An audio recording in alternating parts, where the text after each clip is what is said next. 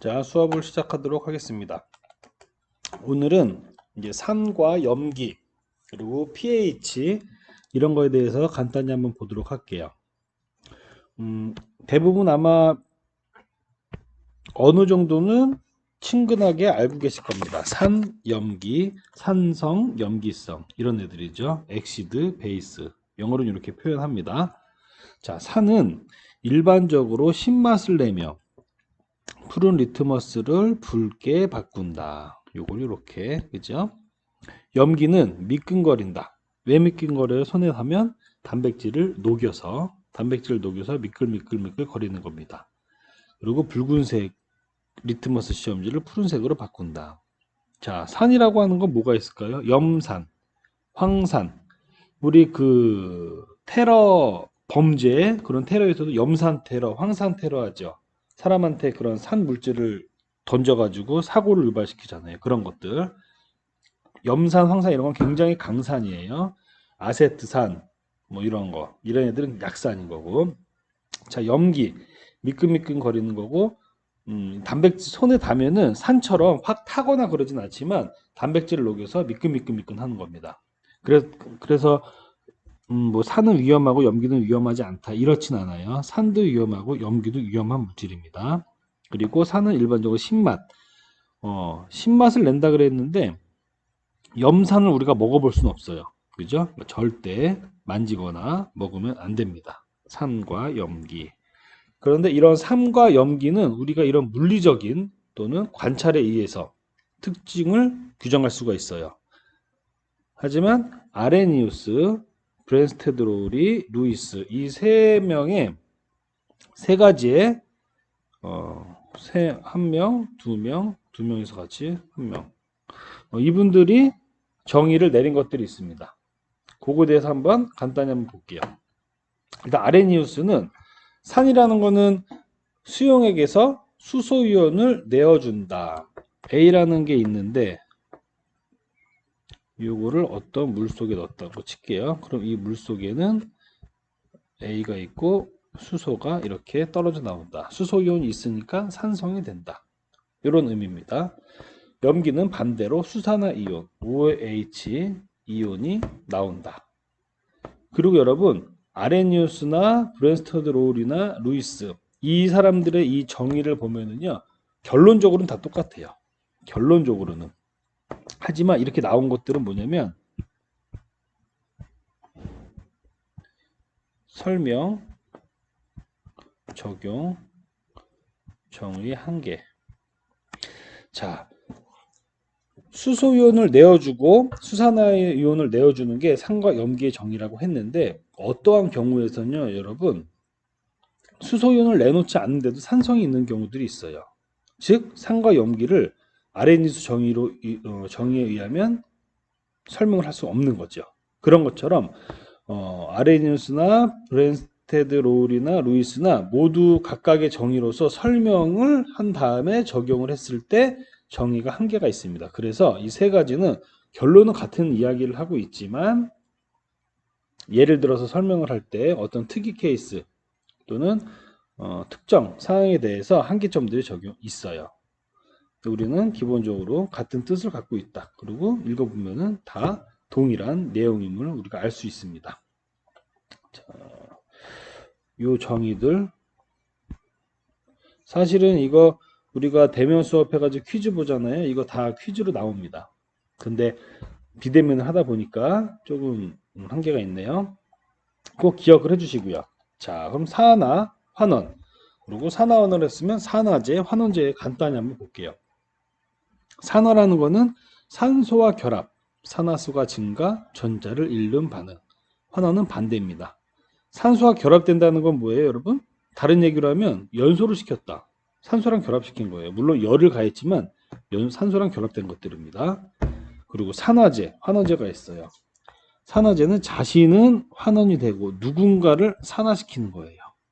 환원제는 자신은 산화되고 누군가를 환원시킨다.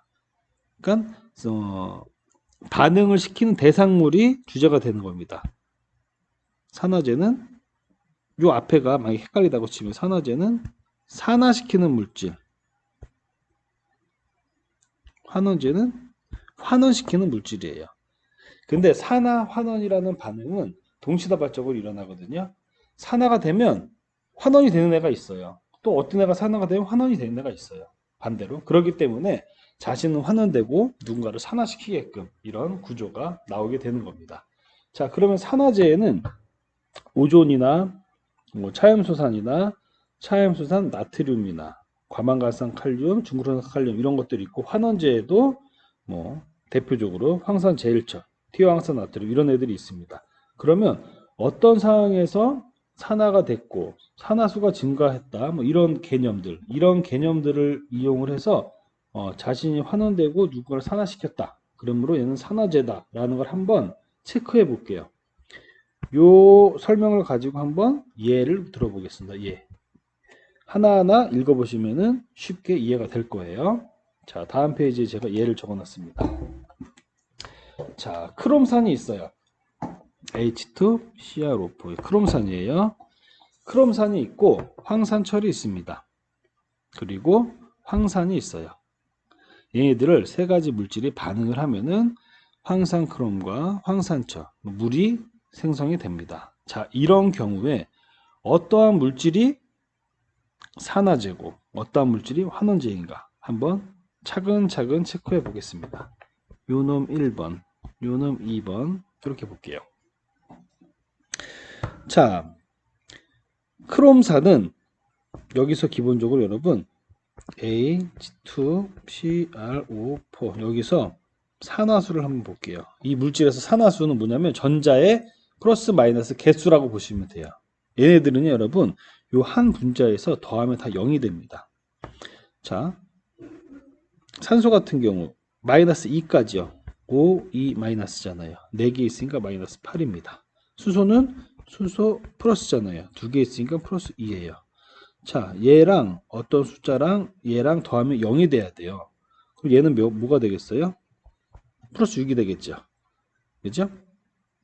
이런 식으로 이제 얘네들의 산화수가 6가다. 이렇게 우리가 쉽게 생각을 하시면 됩니다. 자, 크롬산에 크롬은 6가이다. 플러스 6이다. 왜냐하면 수소는 플러스 1, 오는 마이너스 2인데 산화수 합이 0이 되려면 크롬은 6이 되어야 한다. 플러스 2, 마이너스 8 더하면 0이 되려면 플러스 6. 이해되죠? 여기까지 쉽게 이해가 됐습니다. 자, 그리고 얘가 돼가지고 이 크롬이 여러분 이 반대로 갔을 때 어디 있습니까? 여기 있죠. 그래서 이 크롬의 상태와 이 크롬의 상태를 비교를 해보겠습니다. 즉 산화수가 어떻게 됐는지를 볼게요. 여기서는 산화수가 플러스 6이었습니다. 자, 황산크롬의 크롬은 플러스 3이다. 아까 6이었는데 얘는 3이네요. 왜냐하면 SO4는 SO4E-죠. 2가인데 2가 3개니까 마이너스 6이죠. 그리고 크롬은 2개가 있는데 플러스 6이 돼야 되니까 한 개가 플러스 3이 되는 겁니다. 그래서 얘는 산화수가 플러스 3이 됐어요. 그죠? 자, 여기까지도 쉽게 이해가 됐습니다. 여기까지만 먼저 볼게요. 크롬이 플러스 6에서 따다다다단딴 플러스 3으로 됐습니다. 산화수가 어떻게 됐어요? 감소했죠. 산화수가 감소되면 얘는 뭐가 된 거예요? 환원이 됐다. 그죠? 환원이 되었습니다. 환원이 되었고 자신이 환원됨으로써 누군가를 산화시켰어요. 그게 이제 철을 산화시킨 건데 철은 또 산화되면서 크롬을 환화시킨 거고요. 산화, 환원이 서로 주고받고 되었어요. 그럼 철을 한번 볼게요. 철은 FeSO4에 Fe는 Fe 플러스거든요. 플러스 2가이다. SO4 E 마이너스 2가 6개니까는 마이너스 6이 돼야 되는데 얘는 어떻게 돼요? 플러스 2개니까 플러스 3이 돼야 되겠죠? 3이 6 더하기 마이너스 6은 플러스 3. 잠시만요.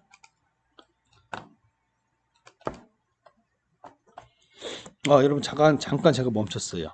다시 할게요. 자, 이게 플러스 마이너스 제가 말하다 보니까 가끔씩 말이 엉키는데 여러분들은 제가 하는 거 보고 잘 알아들으시면 될 것 같습니다. 철은 플러스 2가예요. 왜냐면 여기에서 산화수를 0으로 맞추려다 보니까 얘가 마이너스 6, 얘가 플러스 6이 돼야 되니까 두 개니까는 플러스 30 돼야 되는 거죠. 여기 이거 죄송합니다. 여기에서 이 두 번째 거에서 철은 플러스 2인데 여기에서의 철은 플러스 3이 된 거예요. 제가 요거를 같이 봐가지고 잠깐 또 착각을 했네요. 자, 이렇게 보면. 자, 이 철은 일단 크롬은 플러스 6에서 플러스 3으로 변했죠. 철 같은 경우는 플러스 2에서 SO4 E-예요. 그럼 철은 플러스 2가 돼야 되겠죠. 얘는 바로 나오는 거죠. 여기서 보면은 철은 여기서 나온 것처럼 플러스 3이 돼야 돼요. 즉 2에서 3으로 산화수가 하나 증가했습니다. 그죠? 증가했던 얘기는 산화가 됐던 얘기예요. 자, 그래서 결론적으로 보면은 위의 반응에서 육각크롬이 삼각크롬으로 환원되었다. 철은 2에서 플러스 2에서 플러스 3으로 산화되었다. 그러므로 황산제열철은 자신이 산화가 되고 크롬을 환원시킨 환원제이다. 그죠? 요거 더하기 빼기 때문에 제가 잠깐 말이 조금 엉켰었는데 여러분들 한 번씩 보시면 그렇게 어렵지 않은 내용입니다.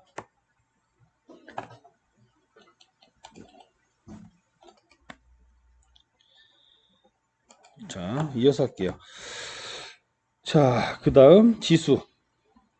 대수 나오는데 지수 한번 볼게요. 이거는 뭐 중학교 때 배운 것 같습니다. 대단히 큰 수나 대단히 작은 수를 표현할 때 거듭 제곱으로 표현하는 방법이에요.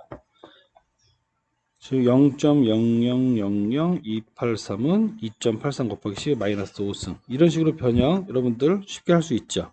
자, 그래 지수의 연산입니다. 지수의 곱은 하나로 묶어준 다음에 더하기로 표현할 수 있고요. 그죠? 그리고 분배 법칙을 통해서 똑같이 곱해줄 수 있고요. 어렵지 않아요. 왜냐면 우리가 계산하다 보면 이렇게 좀 너무 작거나 큰 수들이 나오거든요. 그런 수들은 물론 이렇게 써도 되지만 여러분들이 실수하지 않게 이렇게 변형해 주는 것도 한 번씩 연습을 해보세요. 자, 그 다음 대수입니다. 대수는 로그예요. 로그는 상용 로그가 있고 자연 로그가 있고 여러분들 대부분 아는 거기 때문에 한 번씩 요거는 읽어보시면 되겠습니다. 어렵지 않죠? 자, 그 다음 이제 동적 평형 상태. 평형 상태라고 하는 거는 여러분 기본적으로 A라는 물질이 있다고 칠게요. 이 A라는 물질이 물에 녹았다고 생각해 볼게요. B 플러스 C가 되는데 얘들이 다시 A라는 물질로 결합이 돼 가지고 되돌아가려는 성질이 있습니다.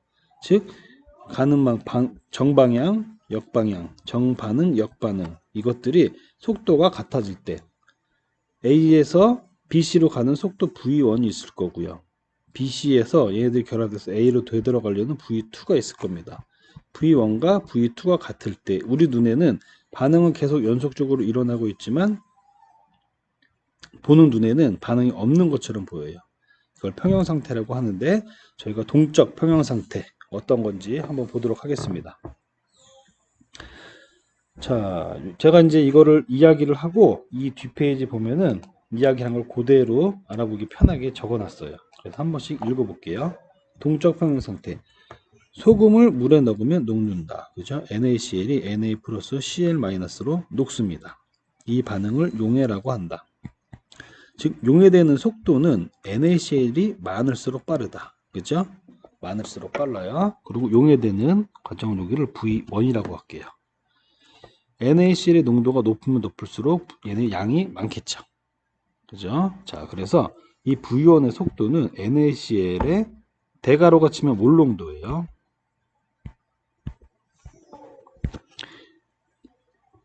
용해되는 속도는 반응물 NaCl의 몰 농도가 높으면 높을수록 크다. 즉 비례관계다. 비례관계라고 표현을 해놓을게요. 그런데 이 속도는 시간이 지날수록 느려지는 속도이다. 왜냐하면 반응물이 계속 줄어들 테니까 그죠? 용해될수록 물속의 NaCl의 양이 점점 줄어들기 때문이다. 즉 물속에 나트륨하고 염소 이온이 점점 많아지게 되면 그들은 다시 결합한다는 얘기죠. 자, 반대 역반응 볼게요. 그럼 얘네들이 다시 거꾸로 가는 거예요. 거꾸로 가는 걸 V2라고 할게요. 여기에서는 이 결합되는 거, 용해된 게 다시 결합되는 거는 나트륨하고 염소 이온의 몰농도의 농도가 높으면 높을수록 빨라지겠죠. 그래서 V2는 생성물의 몰농도 이거에 곱배 양에 비례한다. 자, 요거를 알 수가 있습니다, 여러분. 요 두 가지의 관계를. 그죠? 자, 결합 속도는 처음에 빨라지다가, 결합 속도는 처음에는 없다가 시간이 지날수록 점점 빨라지는 속도이다. 즉, V1은 느려지고 V2는 빨라지다가 V1과 V2가 같아진다. 평형 상태가 온다. 이때를 동적 평형 상태라고 합니다. 자, 그래서 우리가 여러분 A가 B의 비례 관계가 있다. 이런 관계성이 있어요. 이런 관계성이 있을 때 이 비례 관계를 부등호로 나타낼 수가 있습니다. A는 B. 어떤 상태일 때 어떤 관계가 있다. 이때 필요한 게 뭐냐면요. 상수 K 값이에요.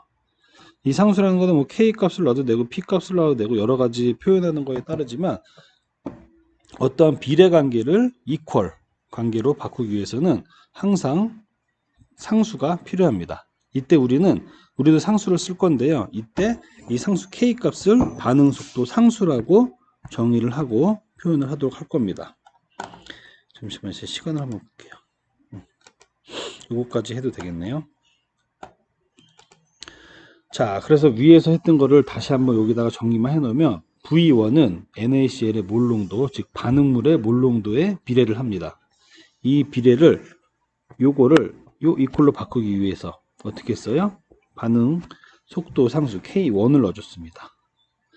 V2도 똑같아요. 생성물의 몰농도의 곱세 비례를 하는데 이 비례를 이꼴로 바꾸기 위해서 K2 반응 속도 상수 K2를 넣습니다.